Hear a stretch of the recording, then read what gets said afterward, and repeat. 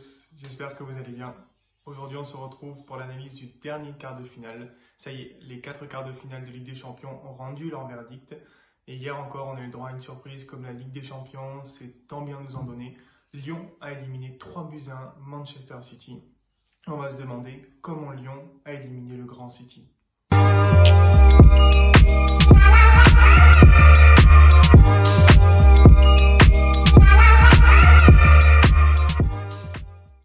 Alors cette fois-ci, je vais essayer de reprendre le match étape par étape, parce qu'il y a vraiment eu plusieurs moments dans le match qui ont été marquants.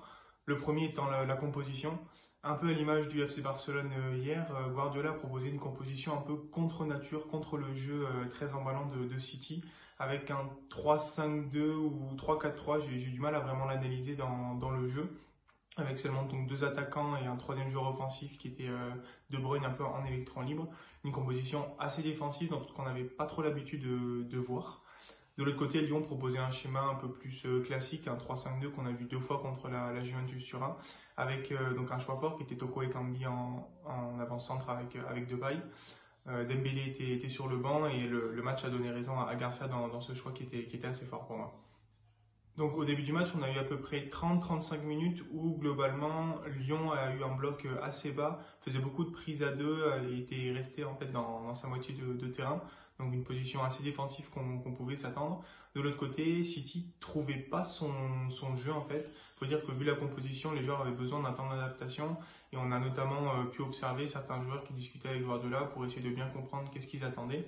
On a eu Cancelo et Walker qui étaient en piston, qui ont essayé de faire beaucoup de choses. Pour Walker, ça n'a pas trop marché.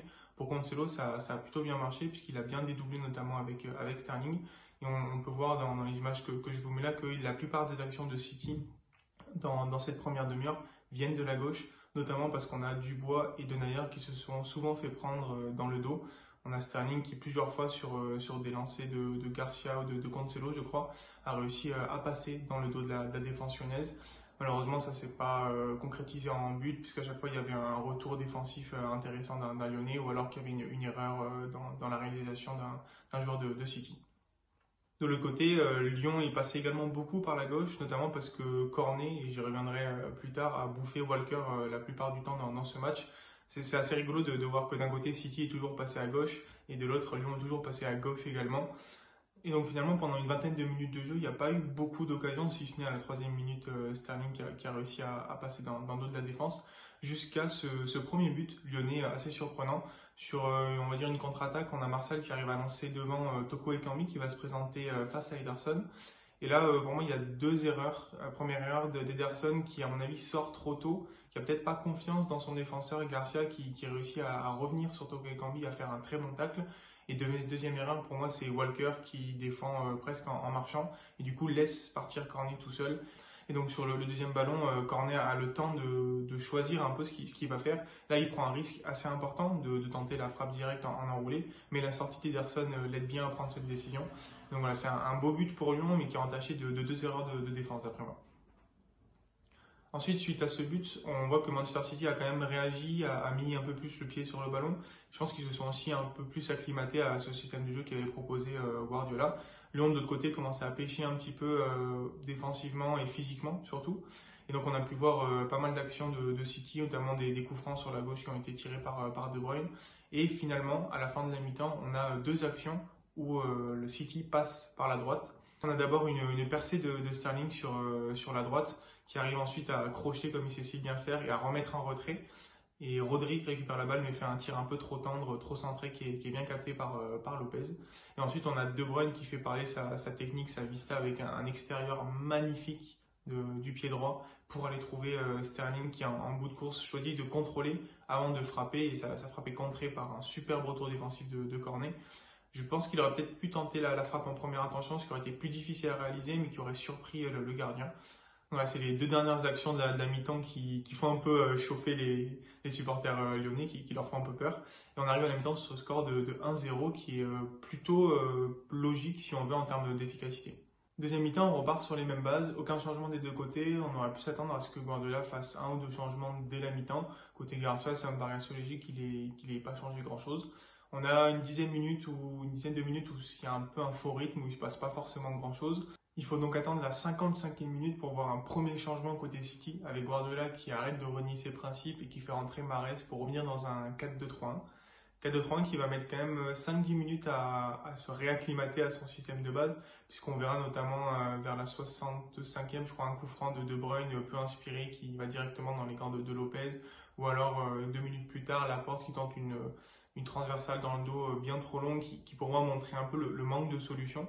Mais finalement, à partir de la 68e minute, je crois, on a enfin une première action de City de grande classe, si on veut, une action dont on a l'habitude de voir chez City, avec Garcia qui fait une passe entre les lignes que Cacré n'arrive pas à couper, et donc De Bruyne se retrouve voilà, avec 3 autres joueurs offensifs face aux défenseurs lyonnais.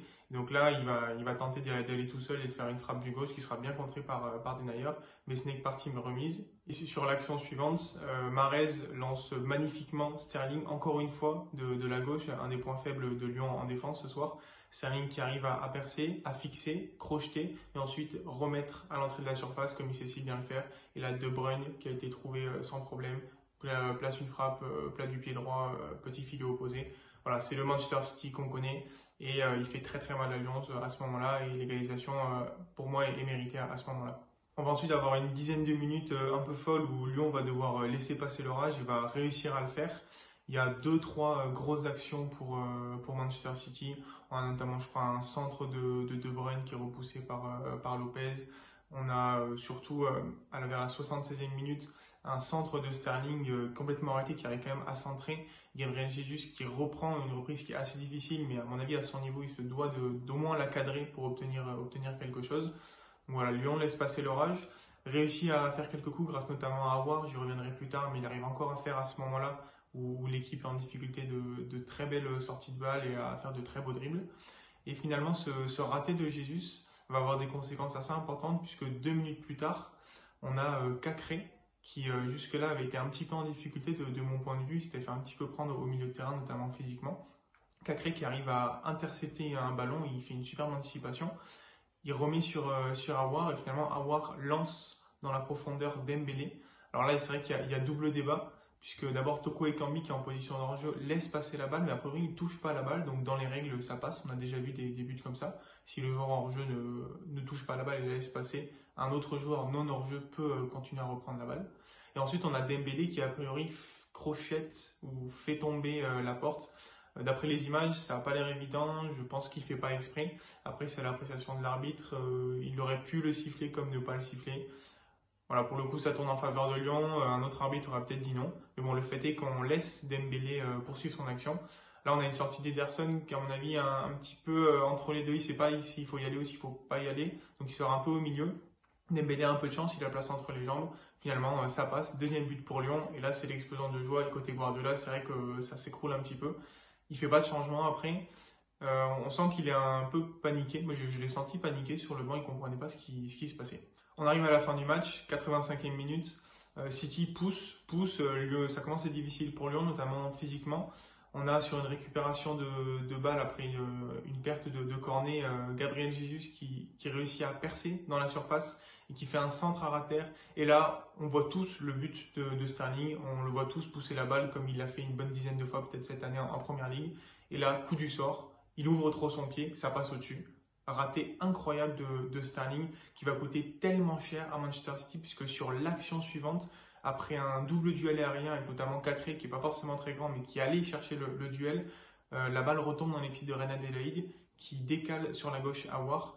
Et là, je mets encore une fois la faute un peu sur Walker et sur Ederson puisque Walker ne monte pas assez vite sur Aouar et lui laisse le temps de placer une petite frappe enroulée. Malgré ça, Ederson qui normalement est sur la trajectoire de la balle, la capte pas bien, la repousse.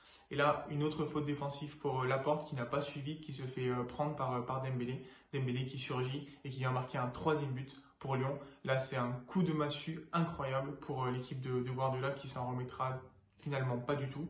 Il reste 5-6 minutes avec le temps additionnel. Et voilà, pas vraiment de grosses frayeurs ensuite pour Lyon à part un coup franc. Et Lyon qui réalise un exploit assez incroyable. Un match moins beau bien sûr, avec moins de buts que le match précédent Barcelone-Bayern, mais une victoire un peu à l'italienne pour Lyon qui n'a pas forcément eu beaucoup d'actions, mais qui au moment important a été efficace. On leur a souvent reproché ça cette année. Et voilà, ils arrivent à faire une superbe prestation face à un City qui, pour moi, aurait été quand même très décevant. Maintenant, on va passer à mes tops et mes flops, en commençant par les tops. Le plus important pour moi, ça a été Aouar. Alors, il y a eu du déchet, je crois qu'il fait 16 pertes de balles, mais il fait un match à côté de ça extraordinaire parce que c'est lui qui crée en fait le danger côté Lyon. C'est lui qui réussit le plus de dribbles dans le match avec 4 dribbles réussis, je crois.